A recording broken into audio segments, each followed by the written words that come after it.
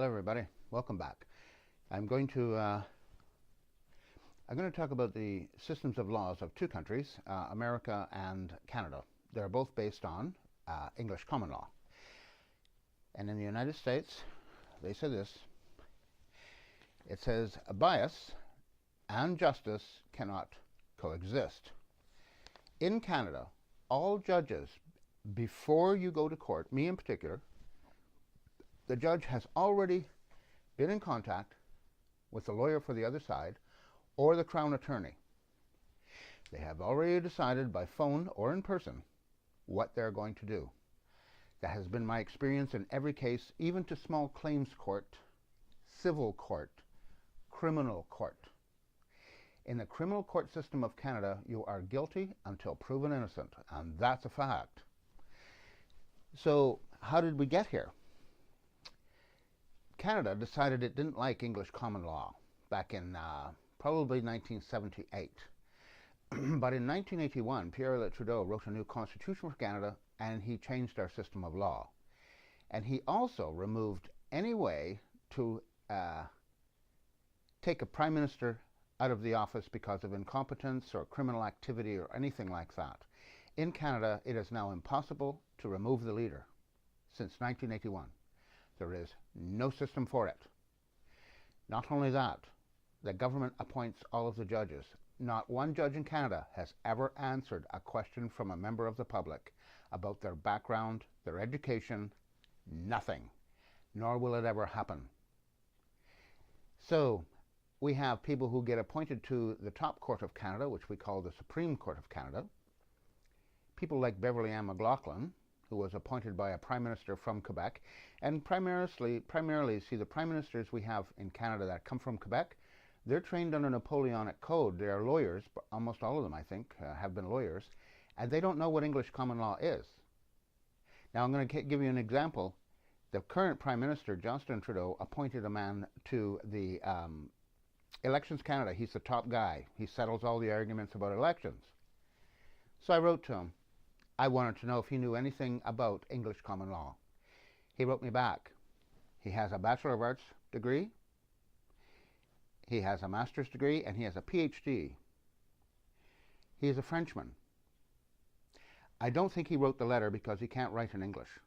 And he may not, in fact, be bilingual. He could be a francophone only, because in Quebec, all of Canada is bilingual except the province of Quebec. It is French only. The English language is not spoken there. It is spoken there, but not officially. When the new Prime Minister of Canada, Justin Trudeau, was asked a question by English-speaking people who are feeling rather disenfranchised because they're no longer allowed to communicate in English, he spoke to her and only in French. And he said when he goes to Quebec, he will not speak English, he will only speak French. I think this is treasonous act myself. I'm looking at the clock here. It seems to be a little bit out of whack. But anyway, let's just carry on with the Prime Minister who wrote our new Constitution in 1981. And the Queen of England had to sign off because we had the British North America Act, which she brought to Canada. Big official ceremony. It started raining. Outdoor ceremony, and it started to rain. Mr. Trudeau was so desperate for it. But here was the deal. Canada, all provinces, had to be unanimous. Quebec withheld. Quebec did not trust Mr. Trudeau.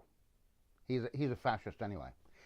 He loved the dictators of the world. He's met, so it looks like his bio has been changed, but he went to China at the time of the culture of the revolution. See, Mr. Trudeau was born, I believe, in 1918. So in 1949, when China became a country, he was a wealthy young man, and they made their money on oil, Alberta oil, by the way. The people of Quebec, his father in particular, I digress. So anyway, now Canada has Napoleonic code, and no one even noticed it coming in. Now, Mr. Trudeau was not, even the guy who from Electric Canada, he admitted to me in his letter, he's never studied English common law. He says, but I know everything I need to know about English common law from my associates. Now, Beverly Ann McLaughlin, who was the Supreme Court of Canada Justice, then later the leader of the Supreme Court, she studied philosophy for 6 years. And law, it looks like it's 3 years, but it could be less than 3 years. And she finished her university. She says, I completed my university education with an LLB, a law degree. That's not true. She finished her university education with a master's degree in philosophy, which is her true love, philosophy. She's not really all that hot on law, or she would have done like the Elections Canada did, get a bachelor's, get a master's, and get a PhD, all in law. But she didn't do those things. She really liked philosophy. But anyway, I would guess she's done a few favors for the Prime Ministers of Canada, because they're all in trouble. They do things that are illegal, and they need to get off the hook. So they rely upon the people that they had appointed, because none of them's ever been elected, and none of them's ever answered a question from the people. So we have a fascist regime. Canada is a dictatorship. No judge in Canada can make an order to the Crown. The government, actually, can't do it. It's impossible to do. It is a suggestion only. The current Prime Minister of Canada, Justin Trudeau, is making decisions for the courts, even though he himself is not a judge. He awarded Omar Khadr, who had a lawsuit against the government of Canada, he made sure it was $10.5 million. We have 29 RCMP officers here, all women, who claimed sexual harassment on the job. He personally made sure they got $100 million. They're not working anymore, by the way. But you know what? They all got a license to carry a gun. Isn't that nice? I'd like to be able to carry a gun. That would be nice, wouldn't it? Some people in the United States, they have them, and in those places where they have the guns, you can look up the statistics yourself. I'm not going to start drooling on about that, and I do mean drooling on about it. But I do know people where I'm living who do have handguns illegally, and they're members of what has, sometimes the police call them organized crime groups, and sometimes the police just say, well, known to us, which is a term that they like to use all the time. So in Canada, this is undemocratic. We do have a democratic system, but once you've won the election, you may do whatever you like. There is no limit. We have people who get appointed to the Senate. They're all hand-picked by the Prime Minister. They don't answer questions about it. It's the most ridiculous system you can imagine. One person gets to say, okay, it's you, and you. Oh, and you.